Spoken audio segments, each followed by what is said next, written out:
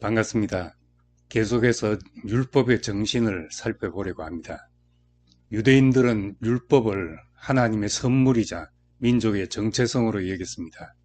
이들은 율법을 통해 자신들이 다른 민족과 구별된 존재라는 깊은 자긍심을 느꼈습니다. 내가 거룩하니 너희도 거룩하라.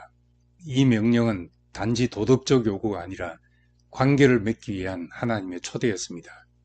율법은 바로 그 거룩한 관계를 가능케 하는 하나님의 언어였고, 유대인들은 그 율법을 자긍심의 뿌리로 여겼습니다. 시편 기자는 이렇게 고백합니다. 내가 주의 법을 얼마나 사랑하는지 온종일 그것만을 깊이 생각합니다. 여기서 율법은 단지 법조문이 아니라 하나님과 관계에서 오는 생명의 흐름이며 삶을 위한 하나님의 지혜였습니다. 이처럼 율법은 유대인들에게 단순한 법이 아니라 하나님의 사랑과 인도하심, 그리고 그들의 정체성과 소명을 담고 있는 생명의 말씀이었기에 그들은 율법을 배우고 지키는 것에 큰 자부심을 느꼈습니다. 율법 중에서도 정결법과 사회법은 일상의 모든 영역에서 이 정체성을 규현하는 중요한 규범이었습니다. 정결법은 음식, 신체의 분비물, 질병, 죽음 등과 관련하여 정결한 것과 부정한 것을 구분하고 부정한 것으로부터 자신을 분리하는 것이었습니다. 이 법의 핵심은 하나님 앞에 나아갈 수 있는 상태를 유지하는 것이었습니다. 단순히 위생의 문제가 아니라 나는 누구와 관계를 맺고 있는가의 문제입니다. 비유하자면 정결법은 연인을 만나기 위해 준비하는 과정과 같습니다.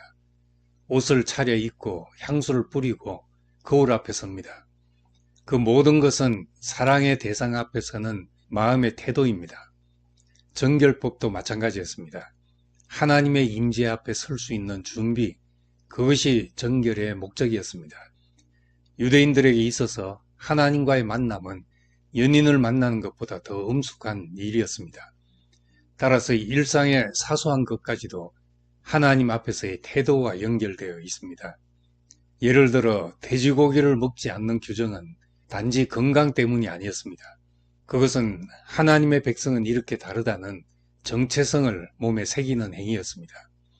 출산 후 산모가 정결하게 되는 기간도 단지 혈액 때문이 아니라 새로운 생명을 맞이한 이후 하나님 앞에 다시 나아가기 위한 회복의 시간이었습니다. 이러한 정결법은 이스라엘 백성이 하나님의 거룩하심을 배우고 세상의 죄악으로부터 자신을 구별하는 데 중요한 역할을 했습니다.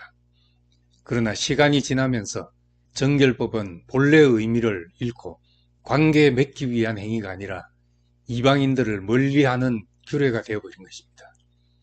예수님은 정결법의 본질적인 의미를 회복시키시고 그 초점을 외적인 행위에서 내적인 마음으로 옮기셨습니다.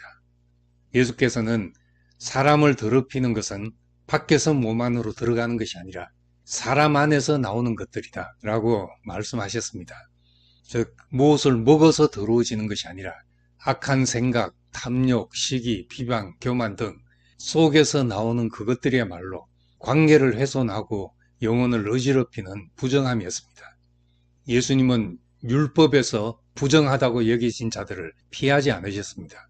나병 환자를 만지시고 혈루증 여인과 눈을 마주쳤으며 율법의 경계를 넘어 관계의 본질로 나아가셨습니다. 정결법의 핵심이 하나님과 친밀한 관계였다면 예수님은 그 거룩함을 접촉을 통해서 이루셨습니다. 부정한 사람과 접촉하면 부정해지는 것이 아니라 예수와 접촉하면 정결해지는 새로운 율법이 시작된 것입니다. 사회법은 약자를 보호하고 공동체의 정체성을 세우기 위한 율법이었습니다. 곡식의 이삭을 밭에 남겨두고 품삯을 제때 주고 공정한 재판을 하고 고리대금을 하지 말며 희년마다 땅을 원소유주에게 돌려주었습니다. 이 모든 법은 단순히 사회적 평등을 위한 법이 아니라 사람과 사람의 복된 관계를 위한 법이었습니다. 이웃은 경쟁자가 아니라 함께 살아야 할 존재이기 때문입니다. 그래서 율법은 끊임없이 말합니다. 이방인을 사랑하라. 너희도 이방인이었다. 고아와 과부를 억울하게 하지 말라. 이 율법의 정신은 공존의 정의였고 이것이 하나님을 닮은 공동체가 이 땅에서 구현해야 할 거룩함이었습니다. 예수께서는 선한 사마리아인 비유에서 율법의 본질을 다시 들려주십니다. 제사장과 레위인은 율법의 전개를 지키기 위해 강도 만난 자를 피했지만 사마리아인은 다가갔습니다. 예수님에게 율법은 누구와 연결되어 있는가의 질문이었습니다. 예수님은 물으셨습니다. 누가 너의 이웃이냐? 율법의 대답은 이제 행위가 아니라 사랑의 방향이었습니다. 예수님은 율법을 폐하러 온 것이 아니라 완전하게 하러 오셨다고 선언하셨습니다. 율법의 조항 하나하나를 지키기 위한 외적인 완성이 아니라 관계 회복을 위한 내적인 완성이었습니다. 마태복음 25장에서 예수님은 이렇게 말합니다. 내가 줄일 때 너희가 먹을 것을 주었고 목마를 때 마시게 하였으며 나그네 되었을 때 영접하였다. 그렇게 말씀하시니까 사람들이 우리가 언제 그렇게 했습니까? 라고 묻자 지극히 작은 자 하나에게 한 것이 곧 내게 한 것이다 라고 대답했습니다. 작은 자 한 사람에 대한 돌봄은 곧 하나님과의 관계 방식입니다. 정결법이 하나님과의 관계를 위한 태도를 말한다면 사회법은 이웃과 관계를 통한 하나님과 관계를 증명합니다.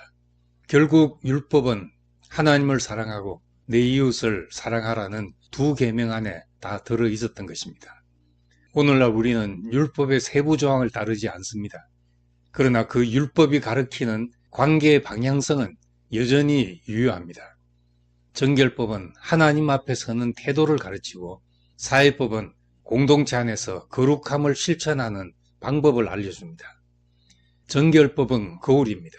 내 안의 욕망과 탐욕을 비춰봅니다. 사회법은 등불입니다.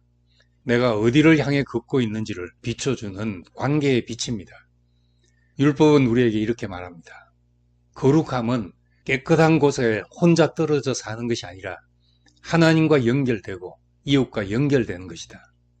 예수 안에서 율법은 더 이상 돌판에 있는 글이 아니라 성령 안에서 쓰여진 관계의 이야기가 되었습니다. 감사합니다.